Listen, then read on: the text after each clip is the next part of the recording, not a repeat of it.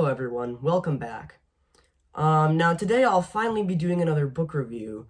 I have not done a book review in a very long time, but I'm going to start getting back into them. Now today I'm reviewing the Flavia de Luce series. There are 11 books currently. Yak! These are not all of the books. We only own the first 4 and then book 6, and then 8 through 10. So I really like how the designs on the spines and the covers are very coherent throughout the series. But that's not what I'm here to talk about. I'm here to talk about, should you read them? I'm here to review them. The main character is an 11-year-old girl called Flavia de Luce, who really has to fare by herself because her mother died when she was very young. And her father is consumed by his work and by his stamp collection. He just shuts himself in his room all day. She does have 2 older sisters, but they're beastly to her. And so, really, the only friend she has is Dogger, who's sort of the servant for the mansion that they live in. I don't really want to say servant because, I mean, he's treated well, but he's the person who takes care of the mansion. These do take place in our world. They're mystery novels, so they take place in England in the 1950s, so this is just after World War II. And Dogger, alongside Flavia's father, fought in World War II, so Dogger's still really scarred by his experiences in the Second World War. In every book, somebody mysteriously dies, is murdered by someone, but no one knows who. And so Flavia, being Flavia, decides to try to uncover the clues and find out who did this crime, who did this crime, and why.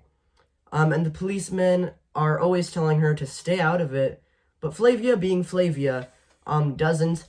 And usually in the end, she finds out who did the crime and outsmarts the policeman.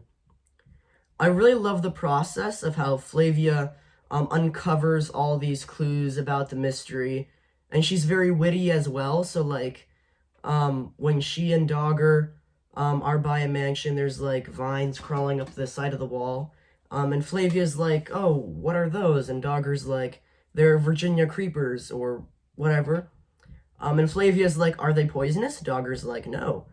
And so then Flavia's like, oh, I had immediately lost interest. These are very good books. I really think you should read them. The author, Alan Bradley, never seems to run out of new and creative and unique ideas for each book. Each book is sort of its own story, but they all fit into a larger story. So, if you want to read them and you're wondering if you should read them in order, I'd say you don't have to read them in order, but you probably should, because there's a lot of stuff that Flavia finds out later that really fits into the larger story. So they are a 10 out of 10. I cannot recommend them enough. They're the kind of book that you can just fly through because you can't put them down. You feel all the feelings that the characters are feeling. These books are fantastic. 10 out of 10, you should definitely read them. If you're the slightest bit interested in mystery, in the mystery genre at all, or even if you're not interested in mystery, I think you should still read these books. They are fantastic. Again, you don't have to read them in order, but I would really recommend that you read them in order.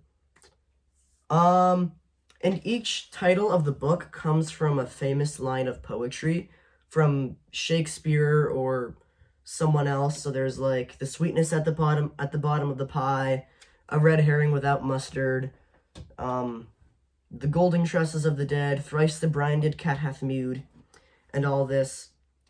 And I really love the titles for the books too, the designs on the covers, they're all very coherent. And the story as well. The story is fantastic.